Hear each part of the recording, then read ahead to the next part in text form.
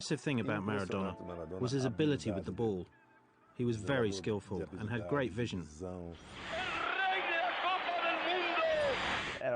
I've never seen any other player do the things that Maradona could do.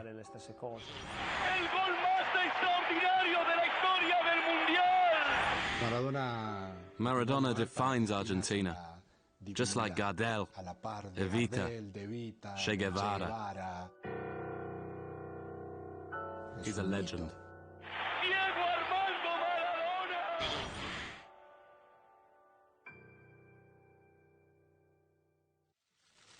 Diego Maradona, the player of the 20th century, according to an internet poll run by FIFA in 2000.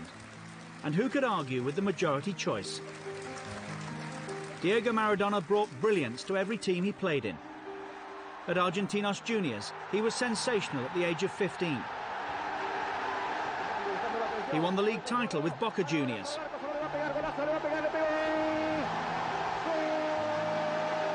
He was undoubtedly Argentina's greatest ever player. He won 3 cups with Barcelona before moving to Italy, where he transformed Napoli into a title-winning side. There he won 2 Scudettos, a Coppa Italia and a UEFA Cup. That's quite a record. So was Diego Maradona the best footballer the world has ever seen? Well, my mum always said that I was the best. I just want to be remembered as a good guy. So if some people think I'm the best, or the second best, the third, the 10th, that doesn't really matter too much. But ask the question to any Argentinian, and they will surely say that Diego Maradona is the greatest player that ever lived. But like many of Argentina's heroes, Diego's story started in obscurity. One day, a boy called Goyo Carrizo came up to me and said there was a kid where he lived in Villa Fiorito who was even better than him. And so one afternoon, he appeared with Diego. He was only a little kid, but he made such an impression at training, playing like one of the kids far bigger than him. He was from another planet. He was different. Late 1960s, the Maradona family was living in one of the poorest quarters of Buenos Aires, Villa Fiorito.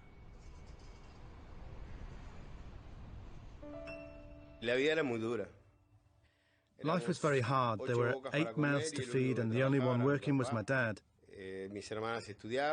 My sisters were studying because Dad didn't want them to work, and he had to feed us. We always made ends meet by the end of the month, but things were very tight. Life was tough in Villa Fiorito, but the family still managed to encourage the talent that their son had. Diego was taken at the age of 8 to see Francisco Cornejo, one of the coaches of the youth scheme at Argentinos Juniors, who couldn't believe that this was a mere 8-year-old that he was watching.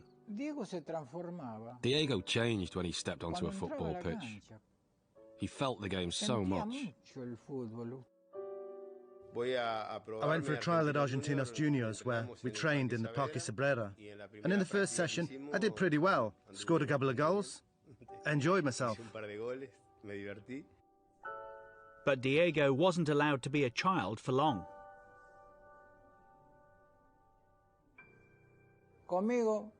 With me, from 8 to 15 years old, he was a fantastic kid. But he moved on. His life and achievements reached another level. He became famous, and my part in his story was done. Diego was clearly destined to become an Argentinos Juniors legend. When he made his debut, he was yet to turn 16, the youngest ever in the Argentine league. It was the stuff that dreams were made of for the young Diego Maradona.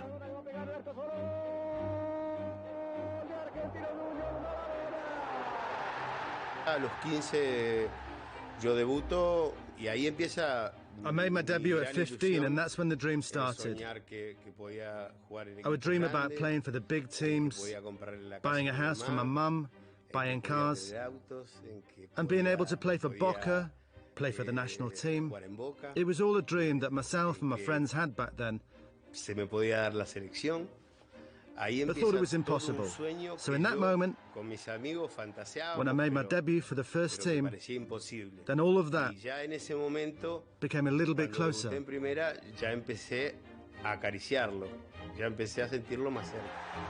For Argentinos juniors, Maradona scored 116 goals in 166 appearances, a phenomenal record. What happened was that there was no one else to score them, so I had to score. Otherwise, no one else would.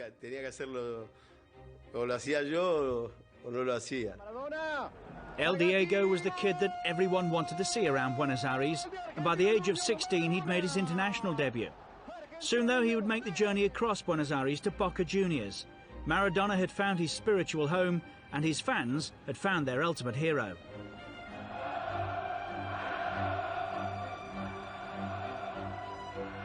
It's just a feeling that you can't explain. Maradona, the £1 million teenager, made an impact that Boca Juniors would never forget. I put the Boca shirt on Friday. I had an injury, but I still played. And we won the championship of 1981, which was fantastic because we filled every stadium we played in. Anyway, Boca's everything. Although Maradona's stay at Boca lasted a mere 40 matches, in which he scored 28 goals, the fact that he went on to become the greatest is a symbol of the club. But the meteoric rise didn't stop in Buenos Aires. Much as he loved Boca, Diego had to move on.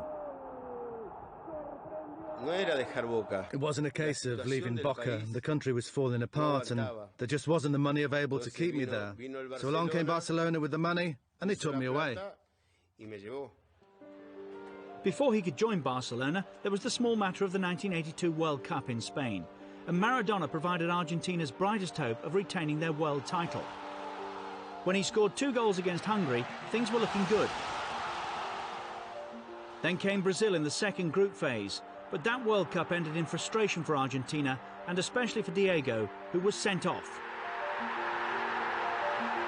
When I got to Napoli, it was a much smaller city, but they lived for football like I did.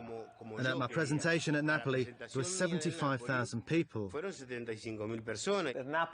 Napoli, Maradona was like San Gennaro. He was unique. He had a fantastic relationship with the city. But before the great successes at Napoli came the 1986 World Cup in Mexico, which would change his life forever. In '86, our strength came from the fact that nobody believed in us. Everybody expected that Platini would prove to be the best in the world, that Zico would be the best, or someone else. I was in 7th or 8th place. But as the story of Mexico 1986 developed, it became clear that there would be only one star, Diego Maradona. He put everything into his preparations for that World Cup. We thought we had a very big player in our squad, but we never imagined that his power and influence would take us as far as it did. With Maradona pulling all the strings, Argentina had few problems in the group phase. It was an improving team, coming together around their number 10, Maradona, their one great player. And when we started winning the opening matches, and we came together as a group, we said to ourselves, look, we can do this. And we gained strength, and we could channel our energies. Then in the quarter-final in Mexico City came the most explosive match of the 1986 World Cup. Argentina met England in the Azteca Stadium. 4 years earlier, the two countries had been at war. It wasn't revenge for the boys who fell in that war, because nothing could bring back one of those lives, even if we'd scored 7 against England.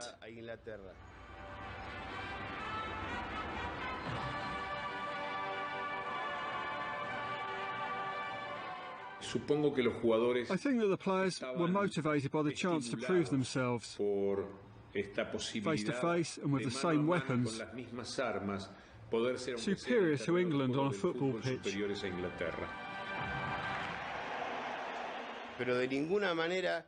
But the guys facing us were not to blame in any way. The English players had not killed a single Argentinian. We knew that very well. But they were representing the country that had killed Argentinians. And the controversy didn't stop with the national anthems.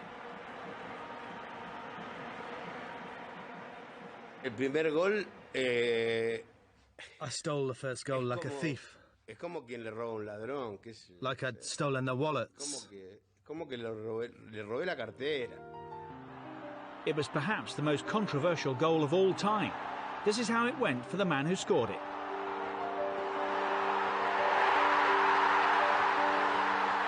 Sansom anticipated it. But I kept running because the ball just looped up. And me, at just 1.67 meters, I was never going to beat Shilton in the air.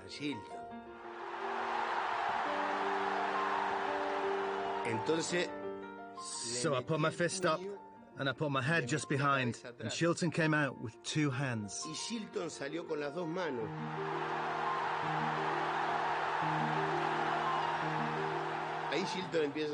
So Shilton shouted, handball, handball. But when I saw the linesman run into the centre circle, I shouted, well, come on, celebrate. Put your arms around me, it's a goal.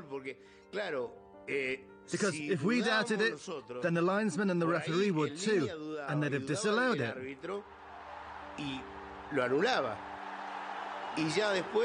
So afterwards, all the English came up to me, wanting me to admit that it was handball, but... What was I supposed to say? The momentum and to see that the English weren't going to stop me. No one was going to stop me, not even Tyson. And just as I was going to shoot, I saw Shilton covering the whole goal like this. So I gave it a little touch, feinted, he went to ground, and I stuck it in.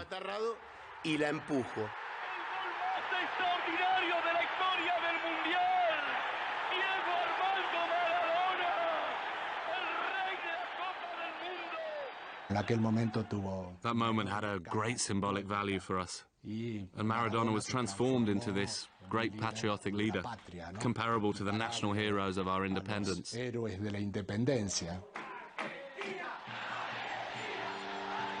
Argentina went on to a semi-final against Belgium, and there was more brilliance from Maradona.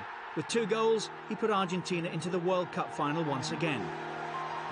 And there was no doubt who West Germany would fear most in the final. Maradona had such power that he could influence a match just by his presence, which would destabilize our opponents. He had this power that intimidated the opposition. So another moment of truth in the career of Diego Maradona. The score stood at 2-2 when Maradona put Jorge Burruchaga through for the winning goal. Argentina were world champions once again. But this time it was Maradona who'd led and inspired them. The crowning moment of a brilliant career.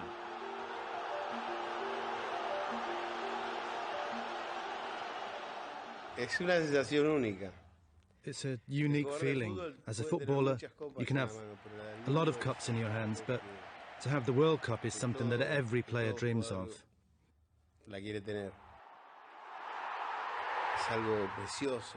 It's a beautiful thing, a unique thing. It's beautiful. This was his finest hour, where he showed everything he had. Without Diego, we would not have won that World Cup. Without him, it couldn't have been the creative team that it was. Technically, he was the most perfect player in the history of football. Back at Napoli, though, there were trophies to be won and challenges to face up to. So I asked Fellaino, the president, for players who could help us beat the northern teams. So I chose the players and made us stronger. And at that point, I started to raise the flag for the south of Italy. Juventus came down and we won 1-0 and sent the old lady away.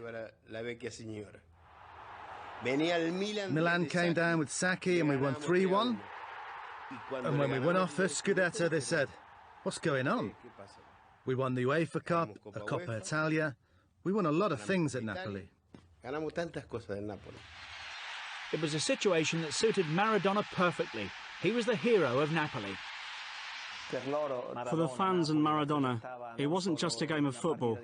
It was a way of correcting an injustice from the rest of Italy. And so they felt a lot for him, and they were very proud of their team back then. That love for Maradona would be tested when the world and support Maradona's Argentina ahead of Italy. When we came up against the Italians, as captain of Argentina, I said that the Italians would ask for the support of the people of Napoli for one day, and for the other 364 days, they'll call us Africans. And they went mad. They just went loco. For the Neapolitans, Maradona wasn't an Argentinian. He was one of them, so that caused a few problems. Who knows whether the mind games unbalanced the Italians, but as controversy raged,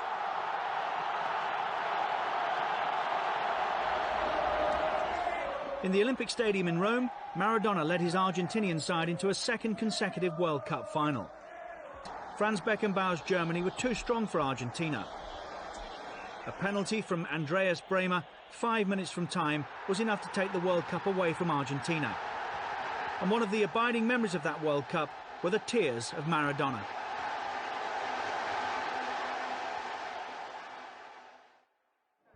But far worse was to come. Maradona's lifestyle had become increasingly chaotic.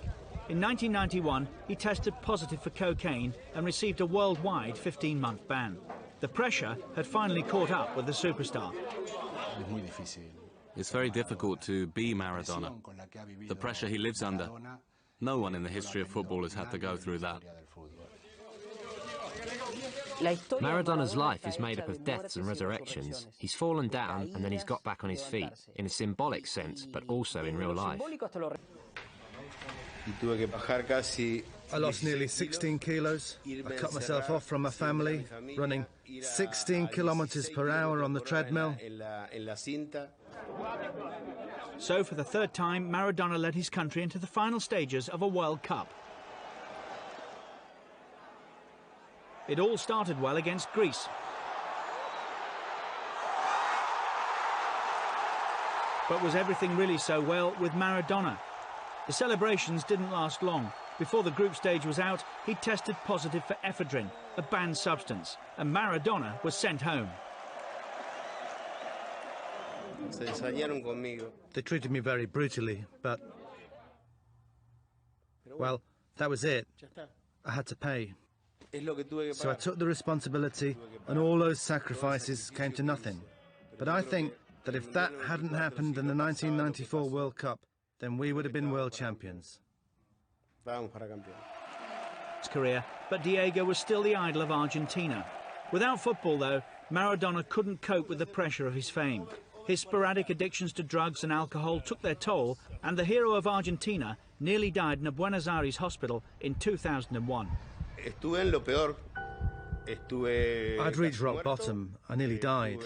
I was at the lowest point a man could fall to. Dalma and Janina saved me.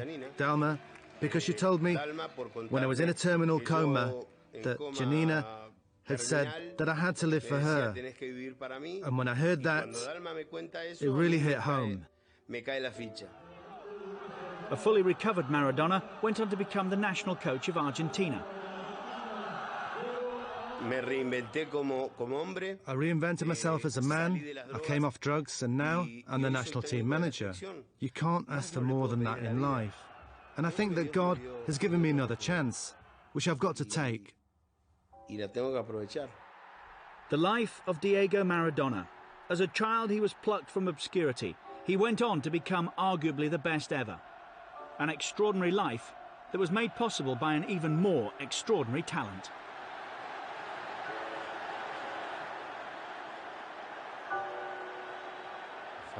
It's been fantastic. I think that I've been through wonderful and terrible things, and now that I have my grandson, I'm the happiest man in the world. Soy el hombre más feliz del mundo.